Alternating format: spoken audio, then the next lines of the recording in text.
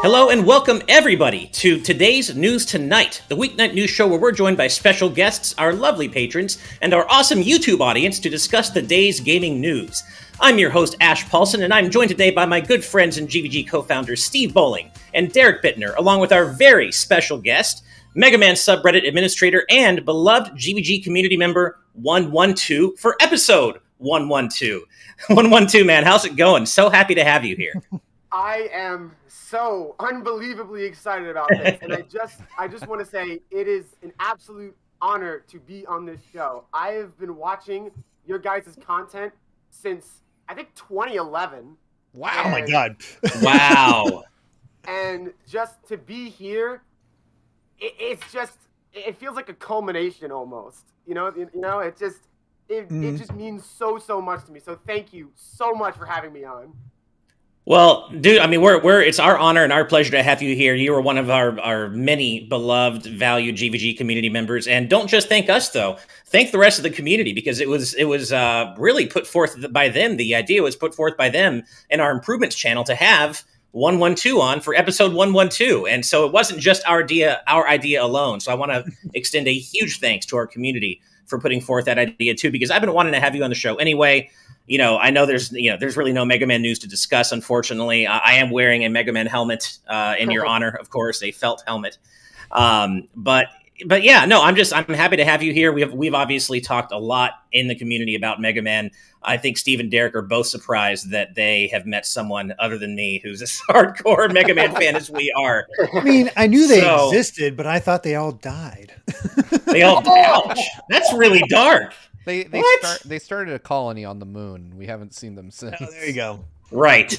So, OneOneTwo, I have to ask before we get too far in, where does your name come from? Because I've often wondered that. Like, what is it? What's the origin of OneOneTwo's name? That's a really good question. By the way, is my mic loud enough? I know some people in the chat are saying my mic's a little low. Okay, cool. So The origin of my name, OneOneTwo, actually comes from a math term. It comes from the Fibonacci sequence, in which you add the previous two numbers in the equation to get the next number. So 1 + 1 = 2, and then 2 + 1 = 3, 3 + 2 = 5, etc. Gotcha. Okay, well, I'm not a math guy, so I'm not going to say all that went over my head, but that was not what I was expecting. If you lost you with 1 + 1 = 2. No, I know. No. It's funny. I did not expect it to come from math, but that makes sense in hindsight. So, well, thank you for that explanation. And I know you said that you've been watching our content for quite a while, and thank you for that so much.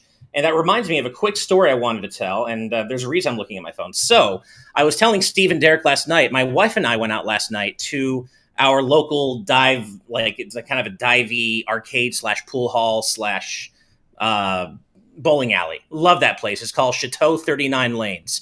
And as I'm walking around with her, I get a shout out from one of the employees who works there. And they're like, "Oh my God, Ash Paulson from Good Vibes Gaming." And I'm like, that's awesome. And they're like, "Oh man, I've been following, you and Derek and Steve, and ever since the GX days, longtime fan." So I wanted to go ahead and shout out both Jason and his friend Ivan, who also works at Chateau 39 Lanes. Just give them a shout out saying thank you for listening to the show. Apparently you said you'd be listening to this show today. So here's your shout out. Thank you so much for saying hi. Thank you so much for being a fan. That really means the world to us.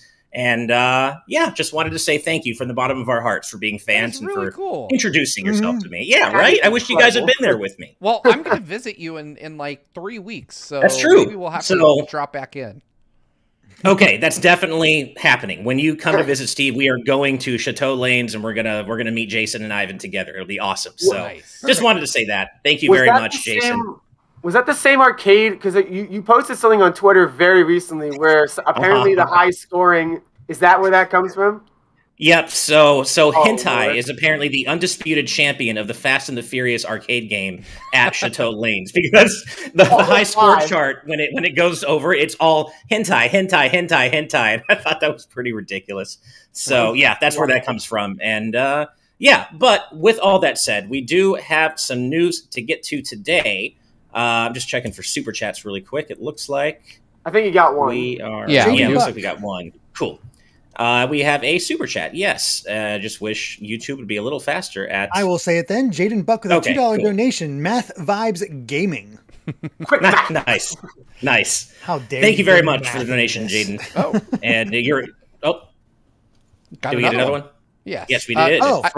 I love this. Rob Artman X, $11.20. That's perfect. Yep. Stating, donating to support my homie and great friend OneOneTwo. Love to see you on here, homie. Well, thank you so much, Rob Artman X. Really appreciate that, and I love the donation amount. That is perfect. Thank you very much. But yes, thank you so much. But like I said, we do have some news to get to, and before we get on to our proper news stories, I did want to talk about this really quick, OneOneTwo, since you are a guest.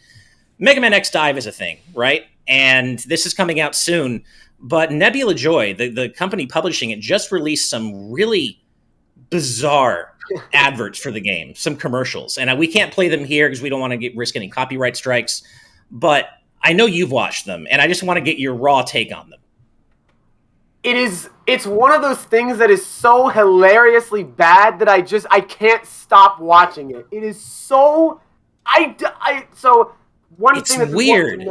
It's so weird. How did this all right, so the ads are not by Nebula Joy, they're by a third party. And right, okay. I remember they were talking about this in their server, and it was like, how did this even happen? Like, X's run cycle is so... it's like he's skedaddling across the screen.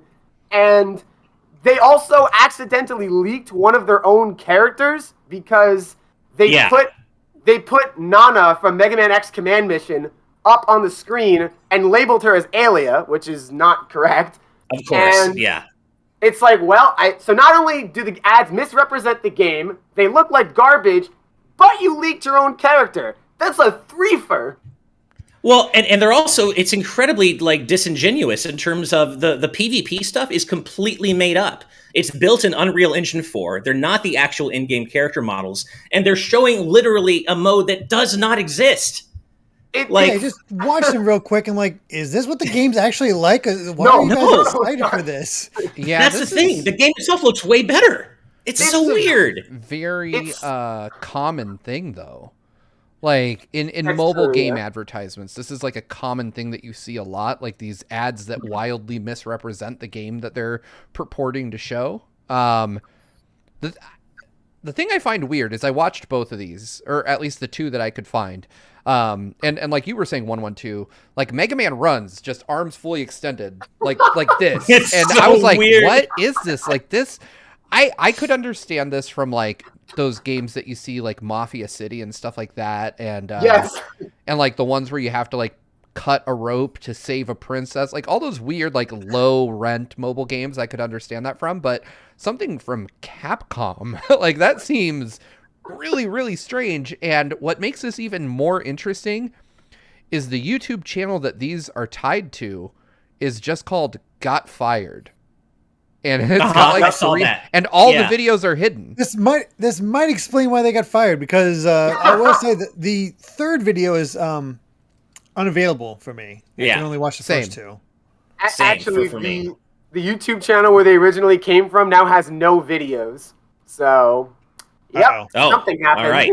Yeah. Well, it's just If I had to guess, this was like designed to be the type of video ad that pops up when you're playing a different mobile game.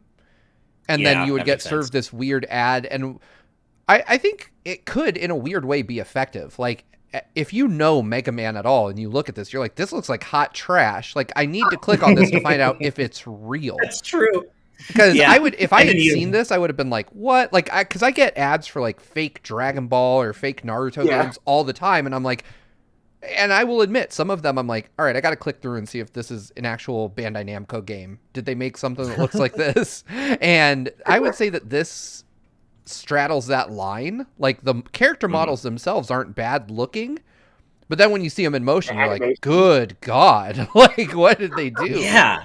And it's so weird because as you guys were saying, like, you know, to the casual observer, you would be left wondering, why is anybody looking forward to this? Like, if you haven't seen what the actual in-game footage looks like, and I haven't, you'd be forgiven for thinking, why would you want to play something that looks this trashy? And of course, they're also misspelling character names and everything. It's a mess all around. Snigma. Yeah. Snigma. Yeah. And of course, it does hark back to that wonderful, amazingly legendary Mega Man ad that attributed Rush barking to Zero. Like, Arf, want one, Zero. Yeah, for the GameCube controller. Yeah. Anyway, we could talk about Mega Man all day, and I know there have been jokes between Derek and Steve about how all we're going to talk about is Mega Man, but guess what? Just because you're our guest, OneOneTwo, and just because I'm wearing a Mega Man helmet and I'm our host today, doesn't mean we're not going to talk about other stuff. So let's go ahead and move on to our first proper news story. All right, so Square Enix released a Final Fantasy Pixel Remaster Q&A recently that revealed quite a bit of information.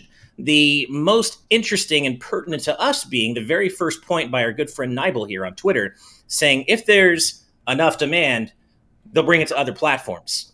How much more demand do you need than what we've already shown? In fact, I quote tweeted this yesterday, and I just posted a link to our reaction video the moment that Square Enix broke Team GVG, because that was easily the low point of E3 for us. I think all of us would agree that was the low point.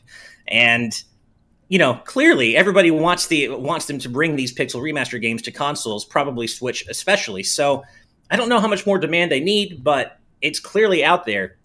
But that isn't the only thing they're talking about in this Q&A. Oh, no. They have also adjusted the game balance for each game, I imagine. Kazuko Shibuya did all the new character sprites. Longtime Final Fantasy composer Nobuo Uematsu rearranged all the music, which is awesome. The sound effects have been reproduced. There is a new monster book that registers monsters you encounter in a list and allows you to mark them on a map. There's a new sound player that lets you play all the music from the start of each game. Yes. Yeah, right? A gallery feature that contains almost all of Yoshitaka Amano's illustrations, which is awesome, and keyboard and controller support. So these are all more reasons that I want these things on Switch, but I've been talking long enough. OneOneTwo, how are you feeling about the possibility, I guess, of these games coming to other platforms? It's almost humorous how tone deaf this is. Like, it would be funny if it wasn't so aggravating. And the thing that makes me feel even more nervous about this is, so I recently played Chrono Trigger for the first time, and I played the Steam version, and that crashed every 3 hours. So if that is the quality of these Final Fantasy Pixel remasters, we are in deep trouble. Yeah, that's for sure. I had no idea that the PC version of Chrono Trigger was so crash-worthy. I thought it got better, so whoops. I haven't tried it. It was worse originally, but it's still not great. The good news is that there was a quick save feature, so it wasn't game-killing. Okay. But it's still not good that it crashed every 3 hours. Right. Yeah, especially after 5 patches. This thing got 5 patches, right? Yeah. That's Ow! Come on. There's one thing in this story, Ash, that upsets me. Like, it's a pet peeve of mine at this point, and it's this whole multi-mega publisher saying, oh, well, if you show enough support for our game, then we'll put it on the platform you want it on. Like, this happens so often now. This is like their go-to. It's like, in lieu of a Kickstarter, we're going to imply that you should buy this. Yeah. Yeah. Sorry, Derek.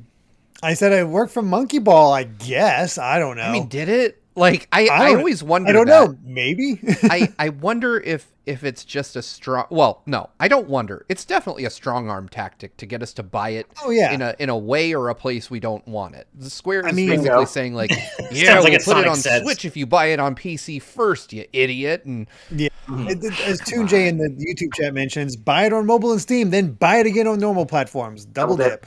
That's kind of what this is encouraging. You want it on consoles you really want? Buy it on these. If you don't, well, then you're out of luck and there's no demand for them. So, tough luck. Jenny says, I hope Final Fantasy 16 uses aerial narrow too, and that made me that hurt my soul. That hurt my soul. Yeah. Come on, that is one thing I really do. Yeah, like if these ever do come to consoles, I hope they change the font. I wouldn't expect it though at all. No. It actually might make the PC version the definitive version just so you can have a mod that fixes the font. Yep. Yeah. I mean, to be clear though, I mean, not everything they said sounds bad. I don't want it on Steam, but it will be playable on Steam, and I love the fact that they're including additional extras like the Amano art. I mean, sign me up. That's cool. Amano art is amazing. I really dig what they're doing so far, except for the font choice, and I will promptly mod that out of the PC version should I pick it up. But I just it rubs me the wrong way when it's not like the development team is struggling and they need this release to generate the funds to port it to Switch. Square's got the money in the bank. They could just do it. And they will. That's the thing. I firmly believe they just will. Like, it doesn't matter if this thing sells amazing or sells like crap. I mean, I almost think that they would be more motivated if it didn't sell well, because they're like, God, we got to recoup our investment somehow. Throw it on Switch. Everybody loves things on Switch. And I think no matter what happens, we end up getting it on the Switch at some point, or at least on a console at some point. And I don't think it's reliant on sales, but this is like a marketing PR tactic that I just loathe at this point. And it doesn't always play out as, intended. It probably is intended for Square, but for the consumer, Square Enix have done this in the past with Chrono Trigger. I still remember back when the DS version came out, they basically said, well, whether we do more stuff with Chrono really depends on how much you guys buy the DS version, so show your support. And I don't know what internal metric they had, or if they even had one, but clearly it wasn't met, or they never had one, because we haven't gotten anything on the Chrono front since then, other than the Steam version. So, And Capcom did that with Onimusha Warlords, and we never got the other games. Right. That's true. I forgot about that. Capcom did that too. So, who knows? I had to laugh on Twitter because former guest Game Dad, I blank on his name, but his Twitter's Game Dad, was mentioning yes, we this obscure game Final Fantasy needs all the support of the fans that need to really push for it. But man, we don't need to worry about that for the Saga stands out there. That Saga is a rock solid series that everybody knows about.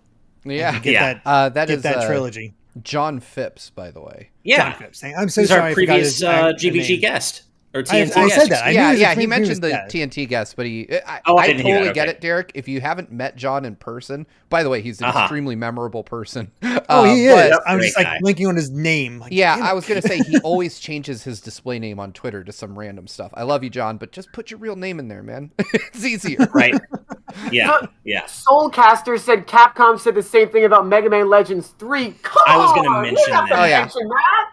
Well, they didn't. Remember when? To be fair, they didn't release the demo, so they couldn't gauge interest. That's true, but they're like, if enough people download this demo, we're never going to release. I feel like someone was just like twisting the knife in Capcom. Like, they just called up KG and Ofune, and they're like, watch this, we're delisting it right now. Well, and not only that, remember when Capcom Europe's Twitter account soft blamed the fans for not showing enough support, basically laying the cancellation, the blame at the feet of the fans, saying, well, if you'd engaged a bit more with the community while we were trying to make this, like, what was that nonsense? I wish they would have just been honest and been like, you know what? We have a blood feud now with the creator of Mega Man. Exactly. So we're going to burn this thing to the ground. Pretty much what it is. So it's like, we're going to watch him burn first, and then we'll bring him back. We found out like a decade later that is exactly what it was from that Game Informer feature on Mega Man 11, back when that was first revealed. It was it was kind of basically said, we didn't know how to deal with the Inafune fallout, and we didn't want to touch anything that was associated with him, which we all kind of knew was the case unofficially until they confirmed it all that time. I like to imagine that there was a war room set up at Capcom to figure out what was going on with Inafune, and then someone burst in the door with a copy of Mighty Number 9, and they're like, let's find out. No. And then everyone's like, whoa, damn. We were nervous for a sec. Let's go make Mega Man 11, guys. Yeah. And that's another thing where it's done very well, and yet we haven't seen the next, promised mainline game, even though they said they were happy with the sales internally. Who knows? One other thing I'd like to mention in terms of the Final Fantasy Pixel Remasters that I'm very happy about, and I alluded to this earlier, thank you for including a music player. That is amazing. Yes. Every game should have a music player, because the soundtracks are awesome. Hell yes. And not only that, I had no idea prior to now. I guess I just missed the memo, but they actually got Uematsu to rearrange all the music. Like, I always hope there's an original soundtrack option, because I like being able to switch back and forth. But I'm obviously no surprise to anybody who knows me, but I'm like genuinely curious to hear what these new arrangements sound like across all 6 games. That's actually really cool. Yeah. I wonder how crazy different they're going to be. I don't know. Because I know the man's close to retiring, so I can't imagine it's like, all right, we'll put this note here instead, and okay, done. It might just be kind of like only minor changes. I don't know. I mean, love the man, but he's also like, he's probably like, fine, I'll do it. And here's the thing: even if they were barely changed, I mean, these are classic soundtracks, some of the best music around. You don't need to change them. It's interesting that they apparently are rearranging them, but it's not necessary whatsoever. And it's also the kind of thing where you want to be careful. You don't want to touch it too much because you don't want to make it worse than the original compositions, which still hold up to this day, especially in 6. I really want to hear what Uematsu did to 6 soundtracks. So hopefully I will when these games eventually hopefully come to platforms that aren't PC and mobile amid enough demand. So yeah, I really do think they put it on console and fix the font, and people will be pretty okay with this. Price will still suck, but I think so too. I feel like there's going to be a couple of tracks where they don't really do much with them. I remember if any of you guys played the Mario and Luigi Bowser's Inside Story remake on the 3DS. I played a little bit. I haven't, but I've not bothered with it. So the final boss music, which is famous for being very, very good, called the Final, was actually almost untouched. They basically just left the song intact and just added a few extra instruments. Someone in the chat mentioned Dancing Mad from Final Fantasy VI. That's probably a song they're not going to touch that much because it's so famous. Mm-hmm. Yeah, as you said, in the final, didn't need to be touched. So hopefully they take, like those songs like Dancing Mad, Searching for Friends, Terra's Theme, all the really, really, really, super popular ones, and don't alter them too much, right? Mm-hmm. Absolutely. We do still have a little bit more Square Enix news to talk about, kind of piggybacking off a story we talked about last episode. But before we do that, we do have a couple of super chats. First off is $5 from Black Ninja saying, "Hi all, been playing a few episodes of Catch Up. Hope you all are doing well and just been on a 3DS binge. Been playing Sonic Generations. Thoughts of this version?" Well, first of all, Black Ninja, thank you so much for the donation. Glad you're getting caught up on episodes. I like the 3DS version of Generations. It includes exclusive zones that aren't found in the console version. I like the console version more. But it's a good game for what it is. I like it. What about you guys? I've only ever played it on PC. Yeah. I've only played it on PS3. I've never picked up the 3DS version because it just seemed like there wasn't enough difference between classic and modern Sonic. So I was like, I'll skip it. Gotcha. Yeah. I'm with you, Ash. I actually really think the 3DS version of Generations doesn't get talked about enough. It does some very interesting things that aren't present in the console version. And it's kind of like a Sonic Rush 4 in a way. Almost. Like with how Rush Adventure, I would say Colors would be 3 if you want to go down that line of thinking, and then this would be 4. Yeah, and I think you're right. It's an interesting concept. It's not better than the console version, you're right. But I do feel it is worth playing just to see the differing zones and kind of experience more Sonic's history in that respect. Mm.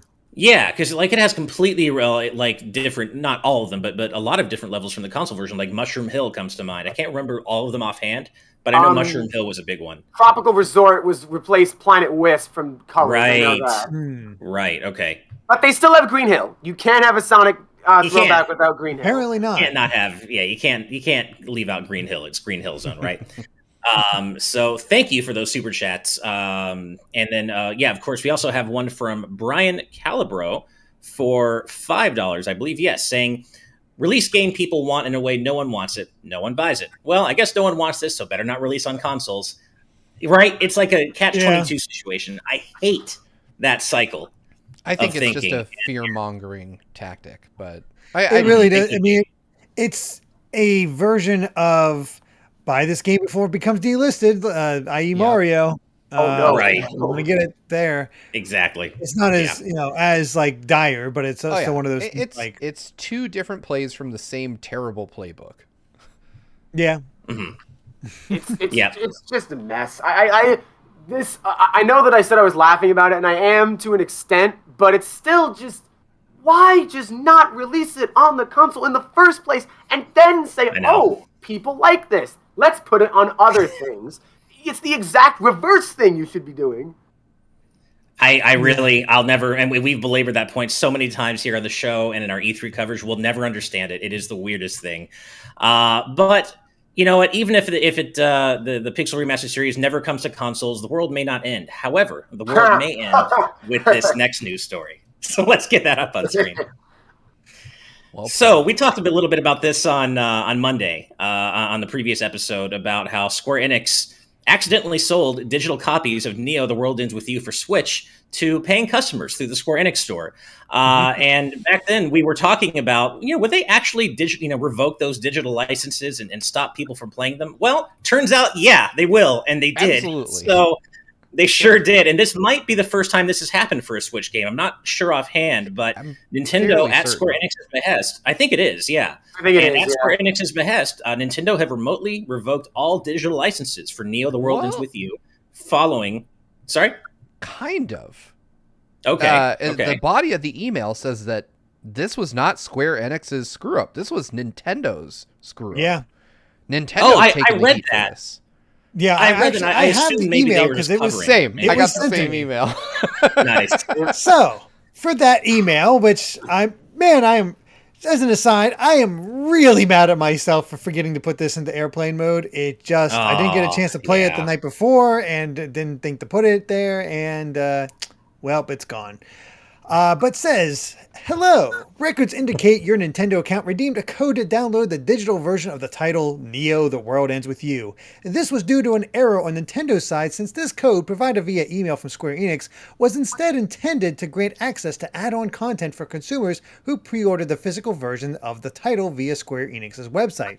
To rectify this, Square Enix will provide an updated code to redeem the intended add-on content, and effective immediately, the license to access the digital version of the title has been revoked. Thank you, Nintendo of America. Mm-hmm. Yeah.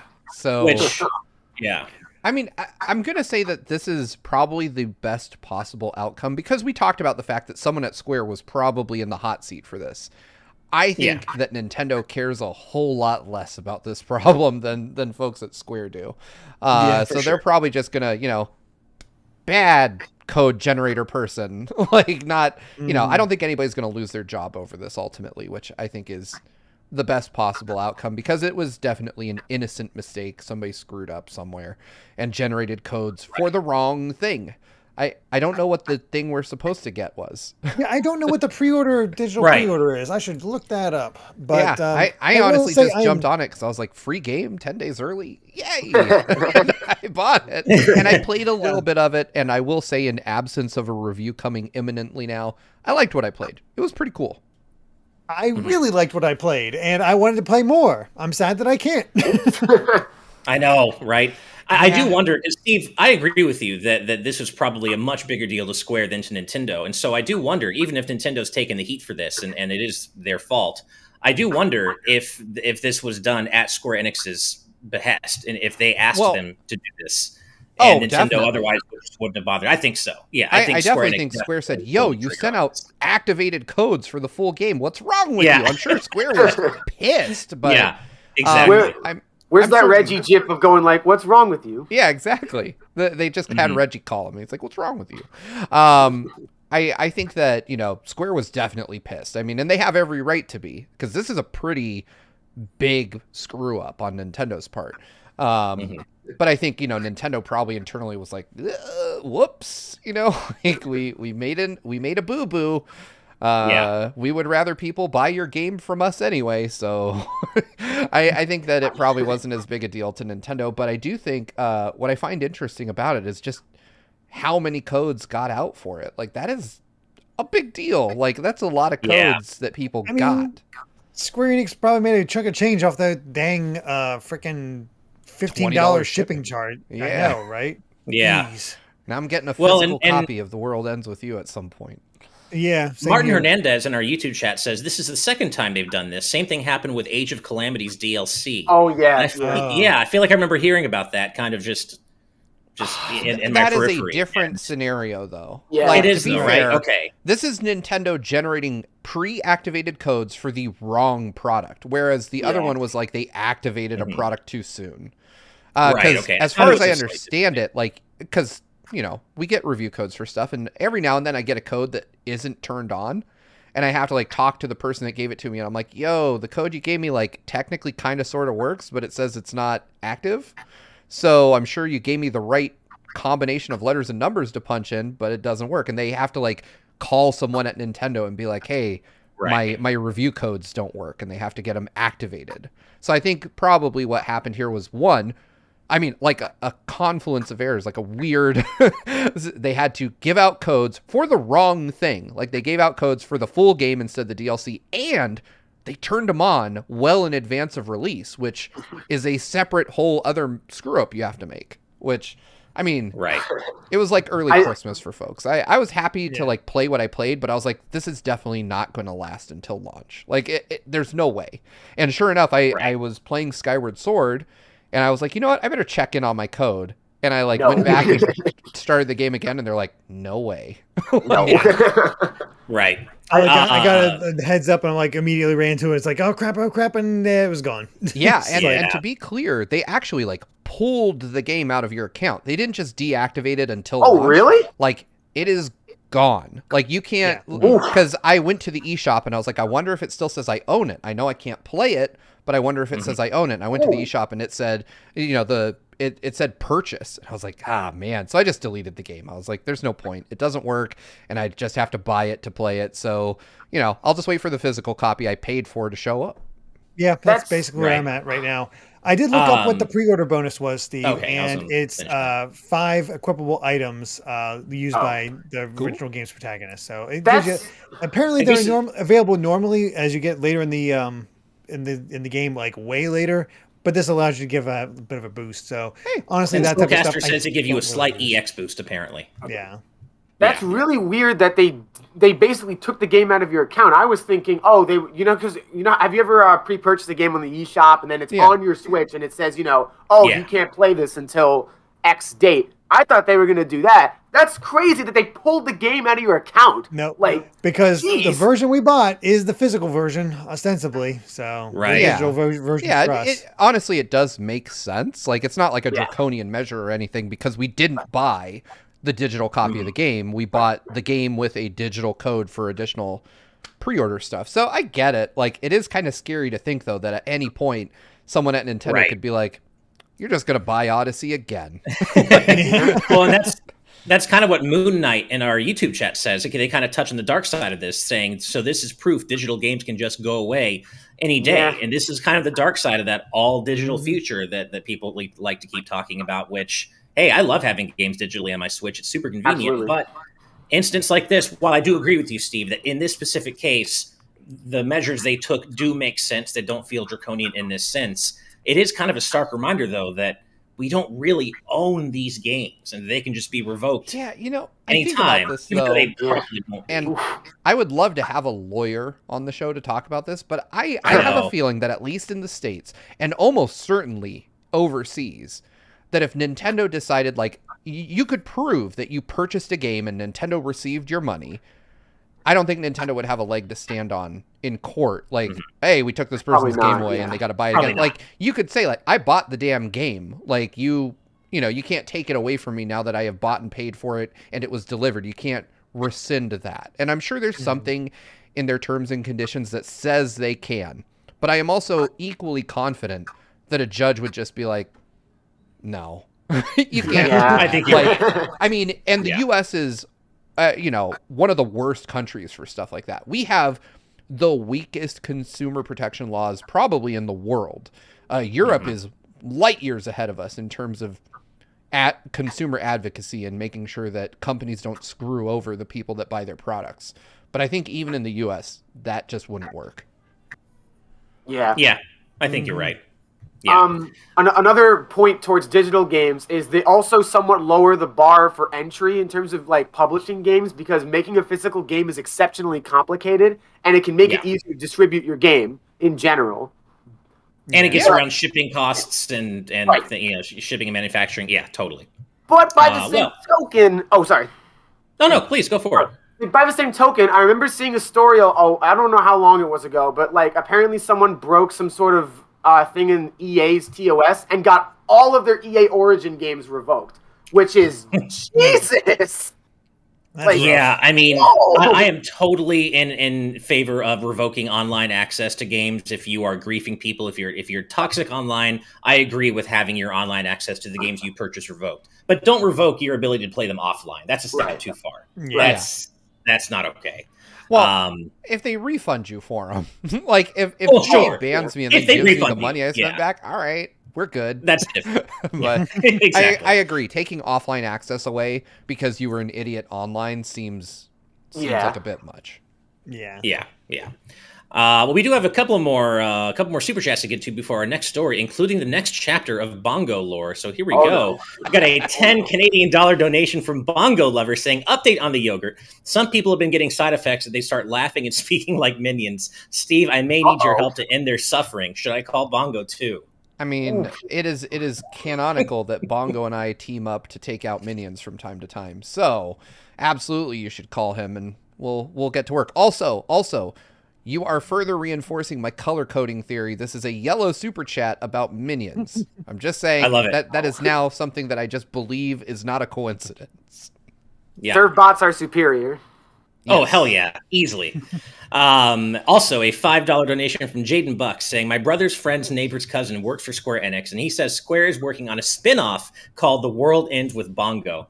I'd play that. I believe we are in the prologue of that story now. I believe it. I think we are. Yeah. They did have the Cup of Noodles side quest in Final Fantasy 15, so... And that worked, man. I'm not going to lie. That made me want to eat cup noodles. Me too. And then you actually ate some cup noodles, and it's like, Oh, yeah. I was like, not as good as Noctis made it sound. Pure salt. Just pure salt. Yeah. All right. Well, let's go ahead and move on to our next news story, which involves a game that we're probably going to be waiting beyond the end of time for. Oh, well done. So, thank you. So, Ubisoft are back, and they are claiming that Beyond Good and Evil 2, even though it was announced 4 years ago now and existed in some form long before that, it does still exist, but it's still, quote-unquote, too early to say anything more about it. If 4 years after announcement is too early, what's too late? What's on time? I mean, just this has all the hallmarks of a full development reboot on it. It does. The people in charge of the game are gone. And so I imagine they were like they brought in someone new, maybe. Maybe they haven't even done that yet. And they're just like, figure this mess out, please. Right. We would like to release this game. I feel like Ubisoft's searching for a win because they are getting nothing but bad news after bad news after bad news. And they kind of brought it on themselves. So, yeah. After it broke that so many higher-ups at Ubisoft were abusers, it's just... It's so hard to feel bad when so many people at the top are jerks.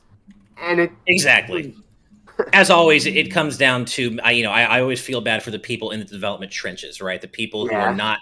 the non-execs, the people who are not making millions of dollars and walking away with stupid bonuses, like the people who are affected by the crappiness coming down from the top.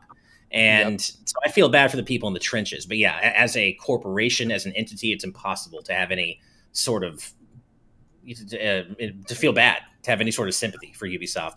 So I guess the Beyond Good and Evil 2 did get an off-the-hand mention in Ubisoft's quarter one earnings today, where they simply listed it as part of their plans for quote-unquote expanding premium offerings over the coming years.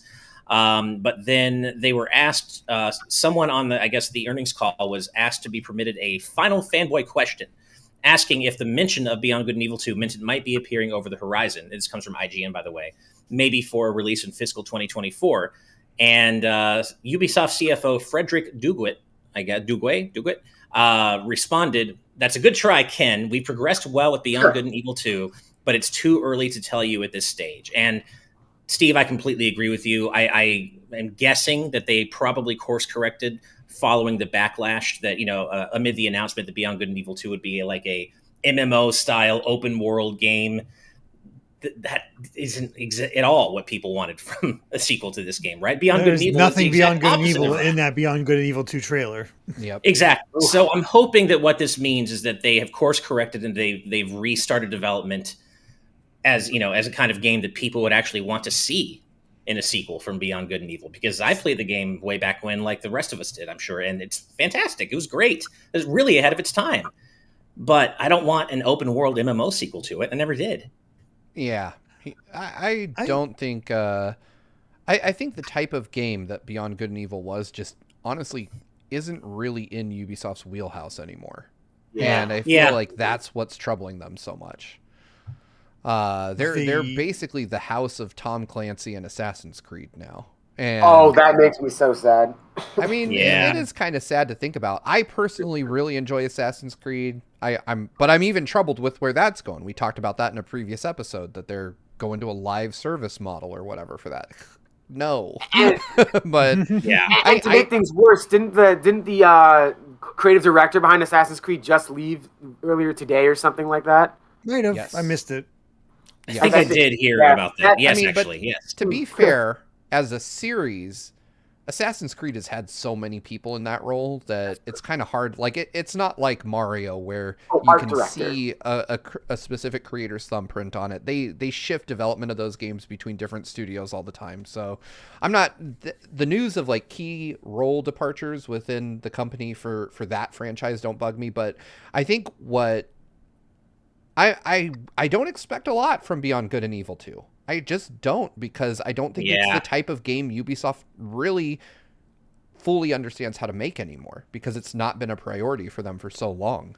I hope that they're taking this extended absence of the game from spotlights to acquire the required talent, because they're one of the few studios that could say, hey, we want a team of people that make great RPGs or whatever they want to make, and just they got the money to bankroll that. So I'm hoping that they're taking time to handpick a team that does have experience with this type of game and can make and can do right by the series. It doesn't have to be the same people, because I mean, look, Sonic Mania is a perfect example of people that just understood the game as fans and were able to recreate what made it so special. Same with Mega Man 11 with Kazuhiro Tsuchiya and co. Exactly. So it's certainly possible. It is always concerning when the original creatives behind a beloved game depart a company during the development of a sequel. That's always, and we've said a bit about that when talking about how much we'd like a new Banjo game. Of course, we'd like a new Banjo game, but none of the people who are, who were involved in Banjo-Kazooie, as far as I know, are still at Rare these days. So would that actually turn out to be a good Banjo game? It's really hard to say, but it also could be. I think most of them are at Playtonic at this point. Yeah, exactly. Yeah. So it could really go both ways. I would still like to see this game come out at some point, if only just out of sheer curiosity and hope that maybe they can deliver on the promise of the sequel fans have wanted for so long. But it's not something I'm crossing my fingers for or necessarily expecting. See, I'm gonna put out a bit of a hot take here. I enjoy Beyond Good and Evil. I don't think there'd be as much demand still to this day if it didn't end on a cliffhanger. That cliffhanger ending is the only reason people want to see more from it. I'll agree with that. Yeah, because cliffhanger endings. Fair. Yeah, because cliffhanger endings are part of the reason why people want so many video game sequels nowadays, in general, and in any media for that matter. So I'll agree with you on that one. Yeah. I would say I agree with that to an extent, but I also think that a lot of what made Beyond Good and Evil 1 so unique and forward-thinking in its day doesn't apply anymore. The things that made it stand out back when BG&E 1 came out don't make it stand out anymore. But I think people also really just like that character, Jade, and the world in general. But I do think that the cliffhanger ending really helped a lot, for sure. Yeah. Oh, yeah. I mean, that was a big part of the reason that I was so hung up on getting Shenmue 3 eventually. Was Shenmue 2 ends on this ridiculous cliffhanger, and I wanted to know what would happen. And I think if that hadn't been the case, over the almost 20 years that I had to wait for it, I probably would have just written it off and but you get invested in the characters in these games and you want to know what's going to happen to them. You want to follow their story further. Exactly. And I think,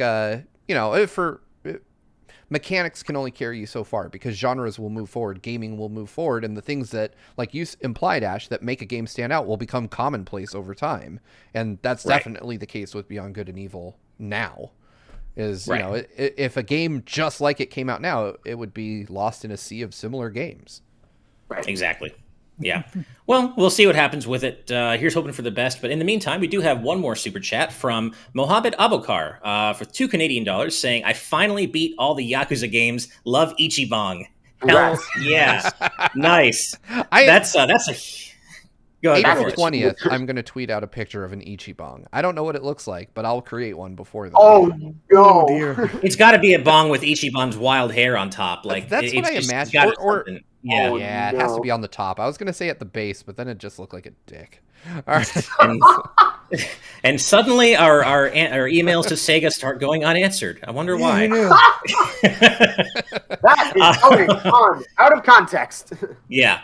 Thank you so much for the donation, Mohammed. We really appreciate it. And also congrats on beating all the Yakuza games. That is a huge time commitment. Yeah, so congrats to you for that. Before we move on to our next news story, I do just want to give a quick shout out to our previous TNT guest and friend of the channel, Rebecca Valentine. She wrote the article on IGN about Beyond Good and Evil 2, and she's just a friend of the channel, and just wanted to give her a quick shout out, and would love to have you back anytime you'd like to be back on the show, Rebecca.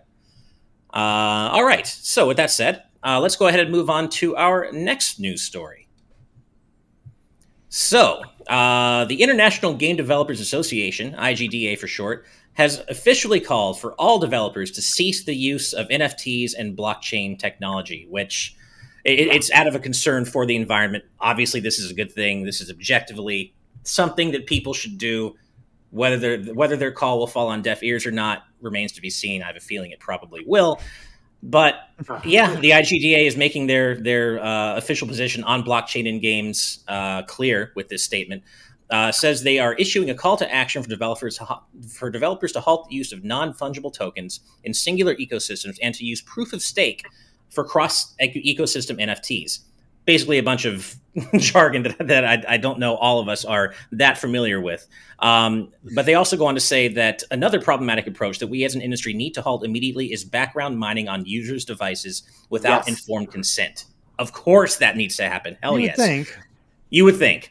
Any game or game tangential system that uses cycles of a user's devices to mine or otherwise perform non-experience related calculations should be opt-in and transparent about electricity usage rate, total electricity usage, and wear on the computer hardware. This info should be clear and easy to digest, not hidden in a long-term statement. Developers cater to a huge range of people with varying technological capabilities, and it is unethical to take advantage of any lack of understanding without the true costs of such operations. And of course, we've also talked before about how NFT technology in general represents a huge drain on the environment and isn't good for the environment at all.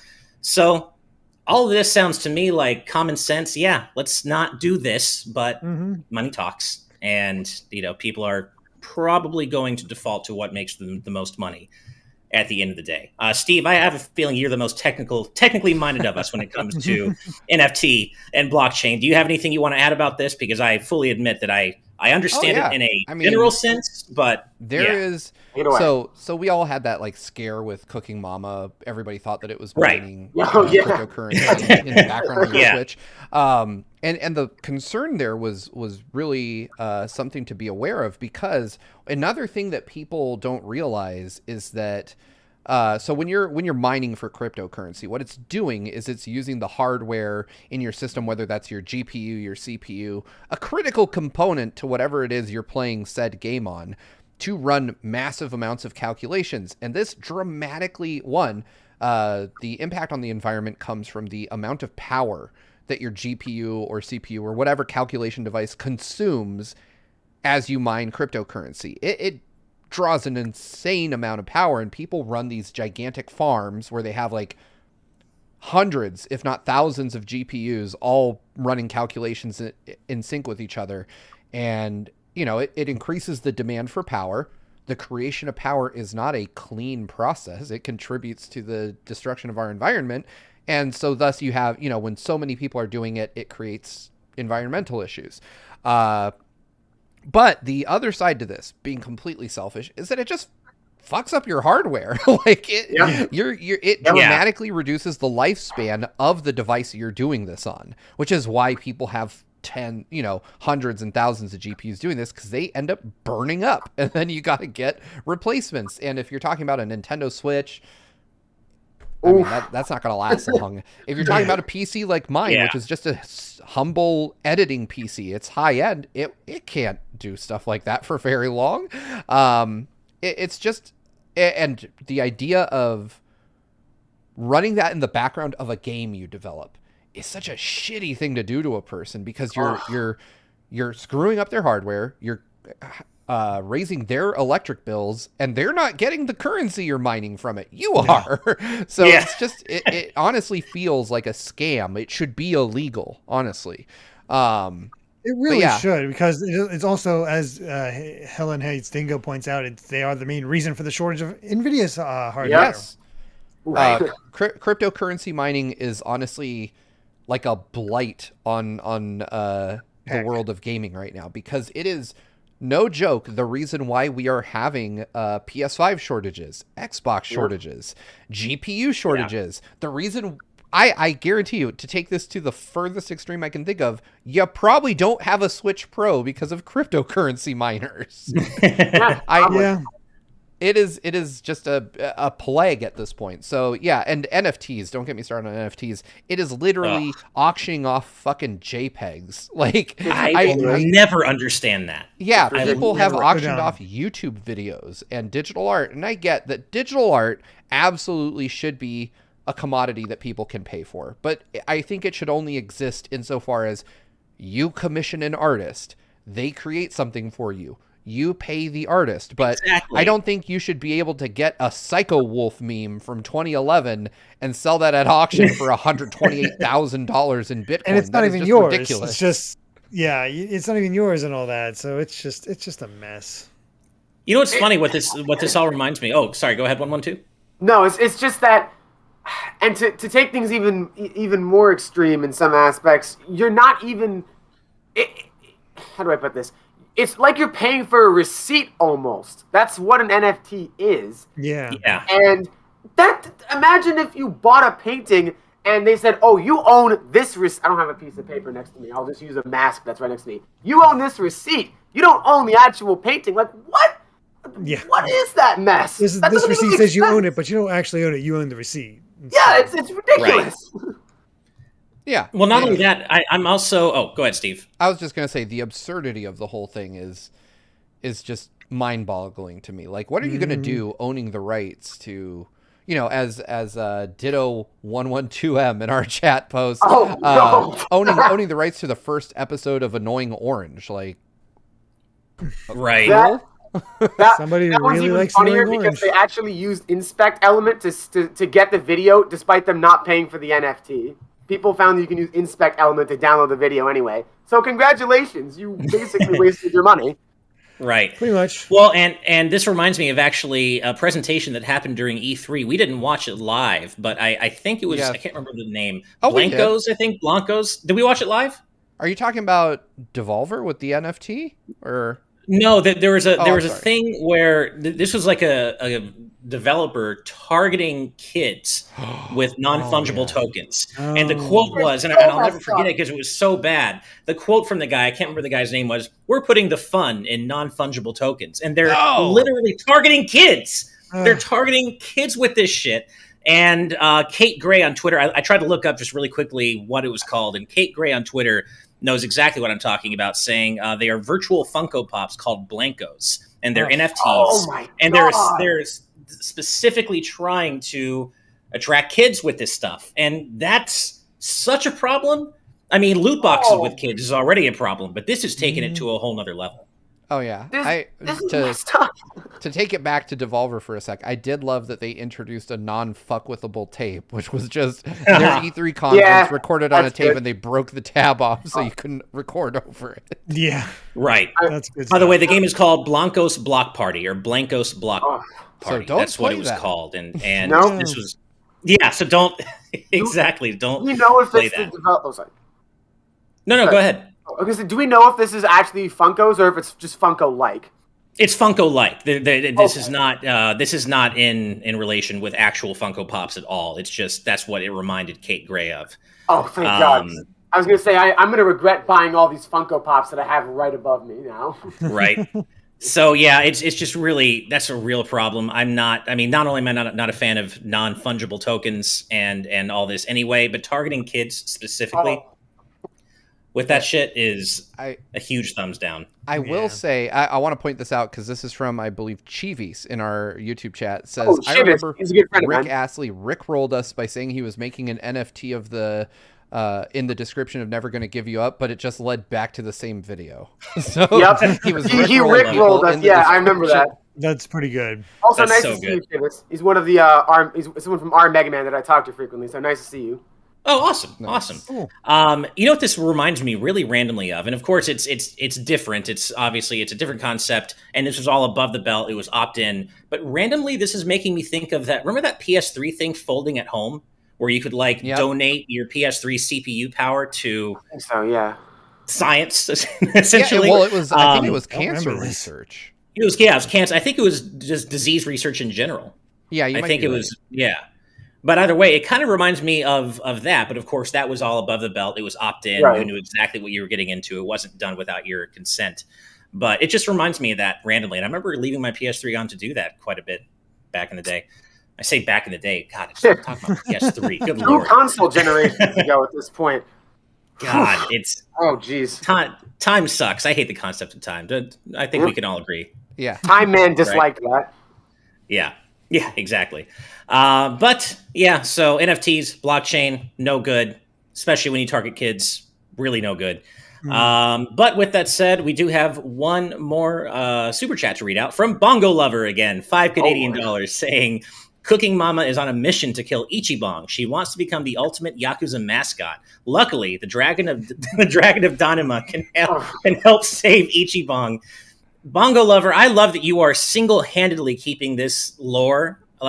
It's gotten to the point where I'm looking forward to finding out the next chapter in each episode of TNT. I'm like, okay, where is this going to go from here? I'm both excited and worried that someday, one of us will open our door in the morning and find a leather-bound book full of all of Bongo Lover's super chats. No. Oh no! and Danimals. Right? What have we done? Also have Danimals in there. Or well, you pick up the book and then you just see a mushroom cloud erupt in the distance. You're like, oh god! It all started with Sonic Rush. Or a package, an unmarked package with one of those. You and I found that apparently that Bongo plushie, Steve. It's not official, not for sale, but it's just that in an unmarked box, smothered in Danimals or something. Bongo Lover, I hope that in 100 years there's a Bongo Lover X. Just continue the lore 100 years later. Yeah. God. All right. Well, we do have one more news story to get to today, which is I'm not going to call it good news. It's just something to laugh about and throw our hands up as we walk into the rest of the week. But if you're hoping for EarthBound on SNES Online, keep on hoping. So, Nintendo just dropped a trailer for the next SNES Online update, releasing on July 28th, and we got some real bangers here. They're adding Jelly Boy, Claymates, and Bombuzal for SNES to SNES Online. I watched the trailer. These games look. Bombuzal does nothing for me. I'm just going to say it right now. But all of these are kind of cursed in their own ways. Claymates is probably the best looking of them, but it's also just a very simple platformer from what it seems. Jelly Boy is messed up. Yeah. Jelly Boy is the one I want to play. It's just this pink blob of a guy with a stomach, with a fist coming out of his stomach, and it's not what I thought of. He can transform into a hammer, and same wavelength. And then some John Dillerman vibes from Jelly Boy, I guess. I mean, when I saw this, I was like, am I really I know it's not supposed to be what it looks like, but it essentially looks like Jelly Boy is just going around thrusting at everything to attack things. And that's really just what it looks like. But I got to say, the game itself looks sort of fun, maybe. I'm just more intrigued by the fact that I haven't heard of any of these games. Same. One thing that I feel like that is particularly important to point out, though, is, and I feel like this is something that gets kind of swept under the rug, is, so just speaking as someone personally, I have played to completion every game on Nintendo Switch Online. Wow. And the reason for that is because I feel like every once in a while when they add a new game that you've never heard of, It's amazing. The one particular game that I'm thinking of is they added this game called Journey to Silius to the NES Online. Fantastic. I heard that was good. It is one of the best games I have ever played. It is so good. It's just the music, even the title screen is amazing. It's like, how have I never heard of this game before? It's incredible. It's a great game, and that's one of those things, one of those rare opportunities where a game might get dropped onto the service that you never heard of, and it's really good. I was lucky enough to have heard of it prior to it launching on NES Online, but playing it again was like, this game totally holds up. And as you said, OneOneTwo, the soundtrack is a banger. Oh my God. That game's great. So I'm hoping maybe Jelly Boy will be something akin to that, where maybe it's probably not going to be anywhere as good as Journey to Silius. But according to Rob Arman X, it was originally a Europe exclusive, so... Oh, well, that's kind of cool. It's like Poppin' Twinbee then in that case, because that game was also originally exclusive to Japan and Europe. All right. Yeah. Another thing that I feel like is worth pointing out is there's no more NES games. Like, there's no NES games being added in this one. Right. That's interesting. Haven't they done that before, though? I feel like they've had updates before where they only had I don't know. SNES and not... I can't remember offhand, but... Another really good game, by the way, that got added was... and I remember, Steve, you actually mentioned this before it launched, but Super Valis 4 was actually pretty good. Hell yeah. That game was great. Same with Breath of Fire. That's a really, really, really good RPG. Super Valis, the Valis series, I like a lot in general. I played them when I was like a teenager, but they're really, really good. I think that Nintendo has this weird strategy with these games of like these weird deep cuts that they like to introduce that make almost no sense. Like, I mean, some of them turn out to be really great, but they are, man, I don't understand the logic, because there is some kind of underlying business plan and logic to all this, but I don't know what it is. It doesn't make any sense. Man, I started insulting Nintendo and Ash was like, I'm out. Yep, done. Discord just suddenly crapped out on me. Don't know what happened. Anyway, at least my internet's not dead. Sorry about that. What were you saying, Steve? I was saying that Ash. Just there we go. Okay. Yeah, I was saying that Nintendo, that there is some kind of actual logic to the games they put on Nintendo Switch Online, but what is it? Someone has a plan, but nobody, seemingly even Nintendo, knows what it is. Right. Like, I don't know how you come up with these selections of games month to month. They're like, it's July, Jelly Boy, we got it. You can find some hidden gems in there, but I think it's like, you look at what Japan gets, and I've seen a couple other people point this out. Like, they got Shin Megami Tensei If, and some sort of fighting game called Dead Dance, which looks pretty decent. It's like, why didn't we get those? Right? Although, to be fair, Dead Dance looks like it's completely in English, so might as well, we could easily play it. Yeah, I was going to say, everyone should have an account for at least US and Japan on their Switch. It's free to do. Yeah. And as long as your American account has NSO, then you can just download stuff with the Japanese account and then launch it with the American account, and you're good to go. Yep. Exactly. But I would love to be in on the decision-making process for what gets added to NES and SNES Online each update. Like, as you guys said, there seems to be literally no rhyme or reason to it. And I would love to be a fly in the wall and just know what those meetings look like. How are these games sourced and decided on? It's the weirdest thing, but I mean, we could wonder about that all day, much like the Final Fantasy Pixel Remaster thing, and we're just never going to get answers to it. By the way, I'm looking right now, and it says we're both live, but also not, because it's still stuck on the starting soon screen, and I don't know what's going on there. I see us as live in the back end. I think it just happened now. We're back. It's really weird. Are we back? Yeah. Hi, everyone. YouTube is being a dick. Yeah. YouTube seems to hate us lately. Good Lord. Yeah. Discord hates me and YouTube hates us. A couple of people asked because apparently they missed it. The game I was mentioning earlier was Journey to Silius. It's on the NES Online. It's by Sunsoft. And speaking of which, another game that I hope they add to the NES Online, it's by Sunsoft as well. It's called Mr. Gimmick. That game is also very good. So more Sunsoft, please. I think I've heard of Mr. Gimmick.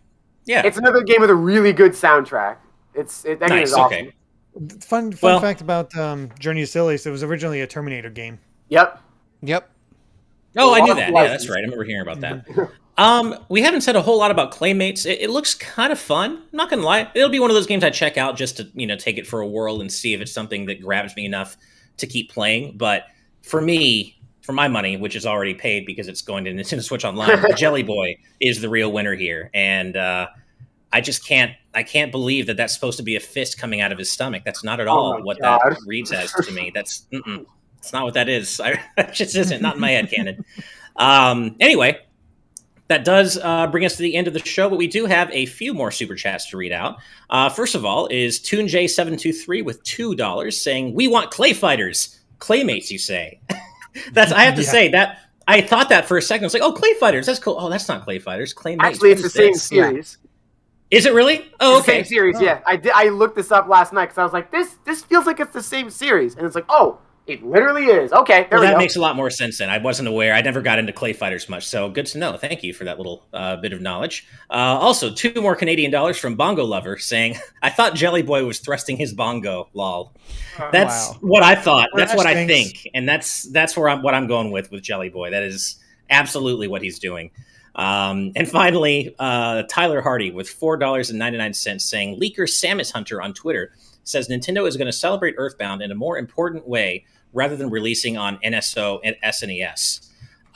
We'll see. Cool. I've never heard of Samus Hunter. I don't know how reliable they are. If that's true, great. But that does sound like something that's, something to just make up and play on. Yeah, a leaker would say to play on hopes that they're doing anything with EarthBound. Yeah.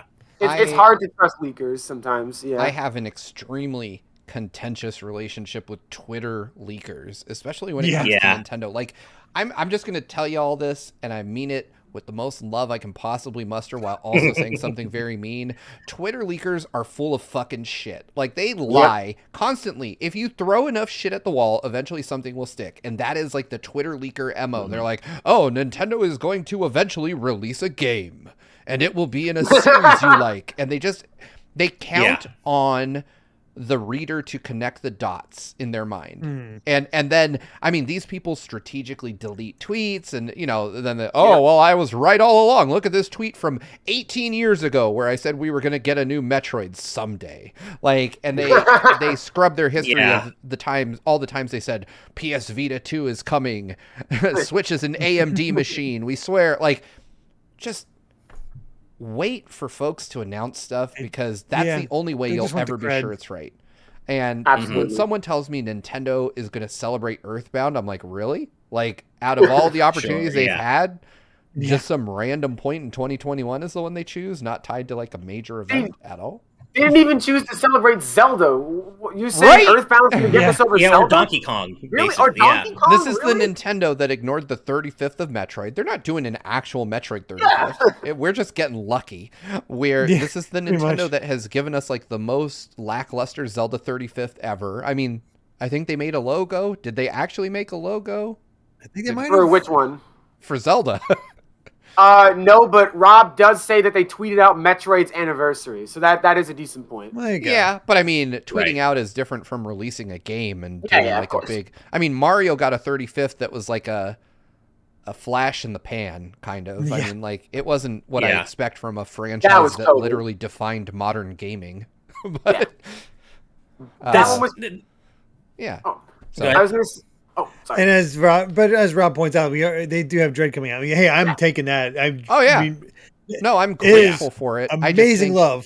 I just think that the company that gives you Metroid Dread and doesn't like make a big show of the 35th anniversary of literally 2 of their greatest franchises is not going to go, well, EarthBound's the one we care about the most. Like, come on. Exactly. Yeah.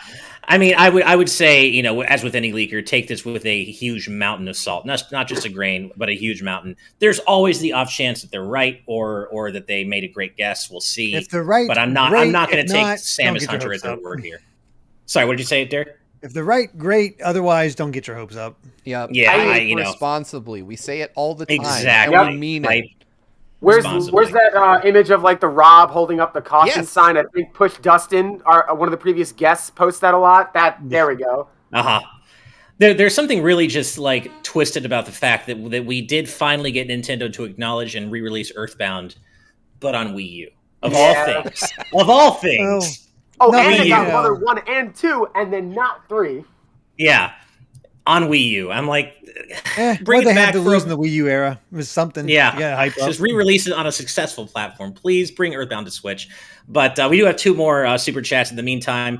$5 from Pyro Jack Daniels saying, YouTube is jealous of your vibage that they tried to stop the stream. That seems to be the case. That's not the first time YouTube has kind of tanked our streams recently. So I'm going to say YouTube and Discord are both jealous because I'm having Discord issues. Thank you, Daniel. And finally, $11.20 from BJ Bobia saying, gotta shout out my bud OneOneTwo before the show ends. You did great. Nice. And I completely agree. I think we can all agree. You were great, Absolutely. Man. Thank you so much for being on the show. Thank you very much for having me on. It means the world to me. Well, we were happy to have you here and would love to have you again once there is some proper Mega Man news. Yes. Once they announce Mega Man X9, we'll do it. If there's Mega Man news, I will 100% be happy to come back and just talk your ear off about it. Absolutely. Nice. Awesome. Well, it was a pleasure having you on. Thank you so much, OneOneTwo. And that, of course, means we are at the end of the show. But OneOneTwo, being our distinguished special guest, please tell our audience where on the internet they can find you, man. So there's a couple of places you can find me. I do stream on Twitch. It is at twitch.tv/OneOneTwo112. You spell it out first and then numbers. I stream a lot of Mega Man games, to put it bluntly. I finished Chrono Trigger and Mega Man Zero ZX Legacy Collection recently. So nice. I'm on a bit of a roll with that. I'm on Twitter at twitter.com/112_112. Same thing, you spell it out first and the numbers.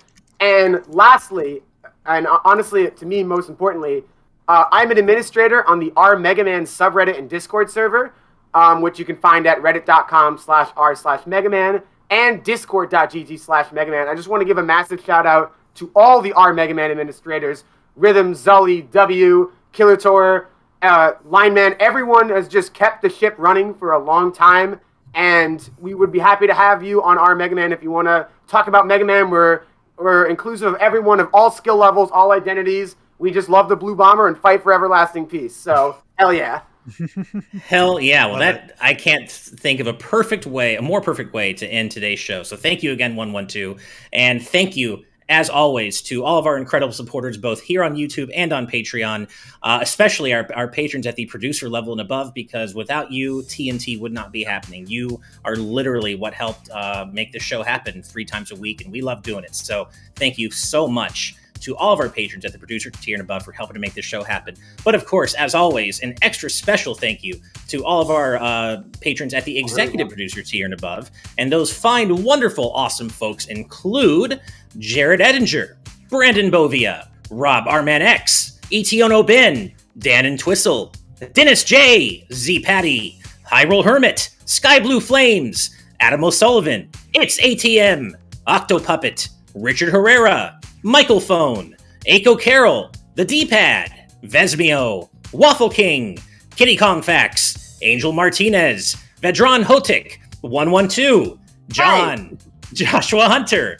Evernight Studio, Benny Yao, Sapphire, Azran127, Pagrima, Kinrule09, Jake Pelka, Geller, Joseph Rutkin, Charlie Bird, Geeky Griffin, Lucky Wonderfish, Kyle, Top Dog 23100, Young Ben Kenobi, Doug Shomix, Andrew Medeiros, Aurum M, Brady Power, Sakuragi, Becca, Rocks the Cat, Fizzywig Hoyd, Critmonger, The Legend of Groose, Eddie B, Kai Ed, Kit Fisto, West Egg, Deaneth, Kota, Michael McCaw, Matthew Wong, Goron Amber, Straight Lace, Justin Matthews, Hoobie, Too Much Spaghetti, no such thing. No such thing. Mega Conrad, Ascaron 809, Kane, Captain Finlandia, 60 Minutes and 60 Seconds, Christopher Masterson, Spicy Pandotter, The Game Orb,